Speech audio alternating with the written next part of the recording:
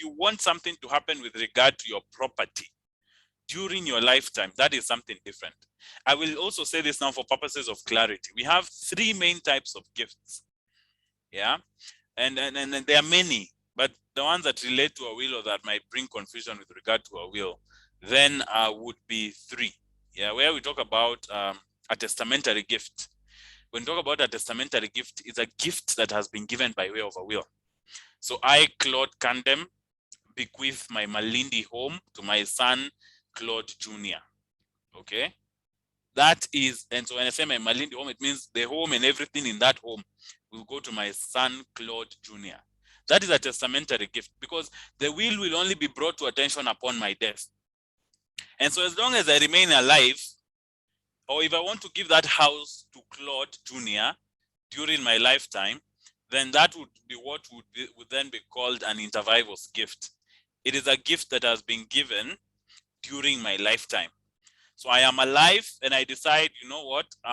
Seeing that now I've bought a new home in Zanzibar, and I'm going to spend a lot of time in Zanzibar. And Claude is almost. You can see his relationship with his girlfriend is very serious, and they might get married soon. And he loves the coast, and it would be nice for him to settle at the coast. I can just, write to him or write a letter to him or call him and tell him, but hey, Claude, you know what? I think that house in Malindi, now you guys can move in there and you can start your life there and we can do the transfer and everything. That is an inter vivos gift given during the lifetime. And if you give something to someone during your lifetime, yeah, then upon your death, it cannot be subject to intestacy. And Angie, with your okay, all right, let me just proceed. So if you give something to someone during your lifetime, it cannot then later on come and form part and parcel of property under the will. Another type of gift is what we call gift in contemplation of death. Gift in contemplation of death. The lawyers in this room will not say gift in contemplation of death. They'll try and scare you when they're called on Citizen TV. They'll say donatio mortis causa. And yeah, so but for now we are playing cool. Yeah, we are playing cool. So we'll say gift in contemplation of death. And so when we talk about gift in contemplation of death, it means then I could realize I'm suffering from terminal illness. Or it could be age. You're not going to be around for very long. And so in contemplation of your death, I realize I have something very important or a property that is very, very important to me. And I would want this property to go to someone specific. So ordinarily what happens and I'll use a car as an example. And I'll use a car because cars could have more than one set of keys. So I realized that maybe, as I've said, it's old age or it's terminal illness. And so I have terminal illness, and I'll still use Claude Jr. as an example. So I'm suffering from, it's life. These things happen. And so I decide I want Claude to have my Rolls Royce. We are manifesting today as well. So I want Claude Jr. to have my Rolls Royce. And so I give him a set of keys. I give him the key and I tell him, Claude, Claude, my son, when I die, this Rolls Royce will be yours. I could still retain the Rolls Royce in my parking, but I've given him an element of possession. There's something that he can use to claim ownership of that car. And so if I die then as a result of the disease, then he will end up getting the car. So I was trying to create a distinction between the various kinds of gifts that could be there. So you could give someone something during your lifetime. That is an inter vivos gift. You could then give in contemplation of death. That is donatio mortis causa. And you could give by way of a will. So we come back to the will now. And in the will then, we have said as number one, the first characteristic of a will is that what is contained in a will is expression of what should happen after death. So if you express anything that you want to happen during your lifetime in a will, that is not a valid provision of a will. Yeah, it is not a valid provision of a will, or it will not be deemed valid. It is valid because then it only becomes valid if what is expressed therein or within that will is expected to happen or to take effect upon your death. That is number one. Number two, the will as a whole takes effect after death. So I cannot today write a will and call my family tomorrow and read the will to them, because then a will takes effect after death. Number three, we'll say, and I'll use a slightly big word here for those who are not lawyers, but we say a will is ambulatory. Ambulatory. And when I say ambulatory, or when we say ambulatory, what we are saying is it takes into account, it might factor into account circumstances that are different from the time of making the will. And that is very broadly, if I try and broaden that term very much. But then to bring the element of ambulatory into context, I could say all my land will go to my wife, Mrs. Kandem. All my land will go to my wife, Mrs. Kandem. Maybe I wrote that will in 2021 when I only had a quarter acre of land somewhere in Ongatarongai. And then I die in 2050, for example. And by 2050, I have a very small parcel of land in Isinya measuring 500 acres. Are we together? By virtue of the fact that I said that when I said all my land to my wife, Mrs. Kandem, I only had a quarter acre of land. It means when I die, that all my land will be construed or interpreted to mean all my land at that time.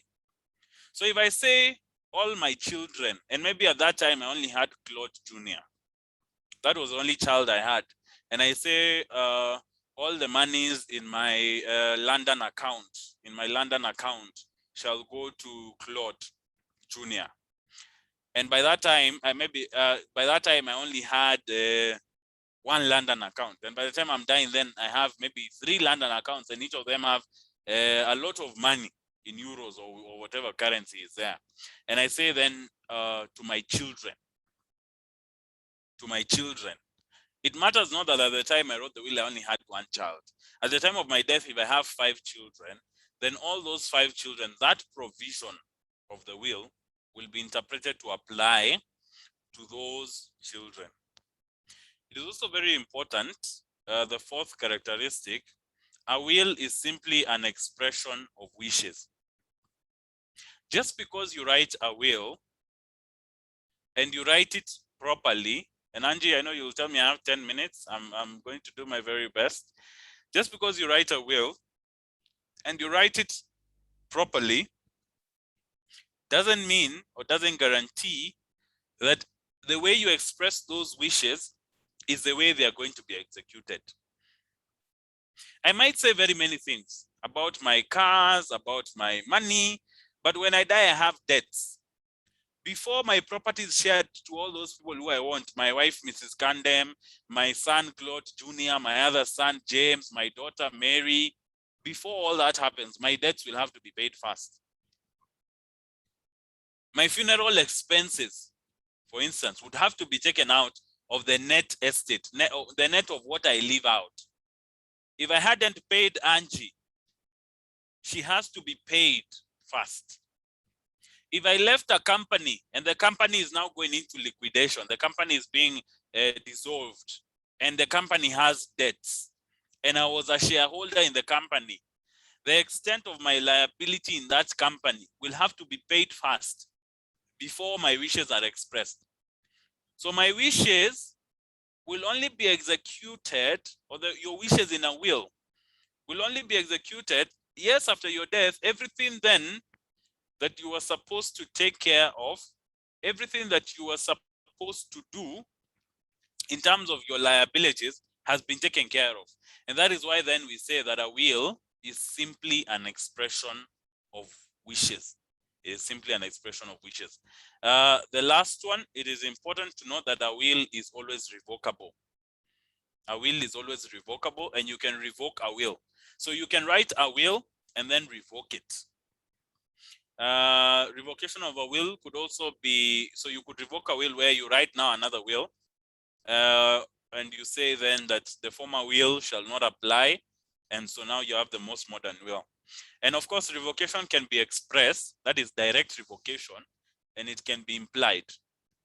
You could have a provision in your new will that says, this is the last will and testament of Claude Candem, and so it does away with all other wills previously written by myself. That could be one approach. It then means that by someone reading this will, they realize the will that Claude, maybe this is in 2049, the will that Claude wrote in 2021 is no longer applicable because he has written a will in 2049, and in the 2049 will he has written that any other will, that I expressly revoke any other will previously written by me. It then means that if both wills are brought before the court or brought before an advocate in chambers, the advocate will simply be able to tell you, this 2049 will does away with the 2021 will. But again, it could be implied. It could be implied. Could write a will in 2021, and then 2049, when circumstances are different, you write another will. And based on the provisions in the new will and the prevailing circumstances, then someone can clearly interpret that the will that you intended to take effect, or the will that you intended should apply, is this new will that was written in 2049. I want to quickly, I'm torn in between. I have 6 minutes in between how to make a valid will and the advantages. I think advantages will come out in answering questions. So now let me say who can write a will and what is required for you to be able to write a will. Number one, you must have attained the age of majority. That simply means you must be 18 years and above. Yeah. Number two, you must be of sane mind. You must be of sane mind. And sane mind doesn't expressly mean that you're mad. You might not be clinically mad. And I'm saying mad loosely, yeah, without prejudice, just for us to understand, Angie, yeah? So you need not be clinically insane. You could be suffering from depression that is so serious that it affects how you're thinking. That would affect your sanity of mind. And then when it comes to wills, then we call that, broadly, we talk about insane delusion. So we create what we call an insane delusion and we call a lucid moment. And I want to explain this because then it comes up a lot. It comes up a lot. And it's just that time does not allow. We would have discussed some of the very interesting cases that have been decided by the Kenyan courts on this particular issue of sanity of mind. But then, as I'm saying, you need not necessarily be expressly declared clinically insane. It could be that you're so sick in a condition where you're not able to tell very clearly what you're doing. Yeah. And so we have a leading case. We have a case, and I mean, now lawyers get happy when they hear cases. And so now you see, look at Angie's smile, just because she has had a case. She's just had the name case, now she's smiling, kabisa. Lawyers love these things. But we have the case, and if I'm not mistaken, I'm trying to trust my memory, which is very dangerous, but it's Banks versus Goodfellow. And 3 key elements need to be proven in establishing that someone has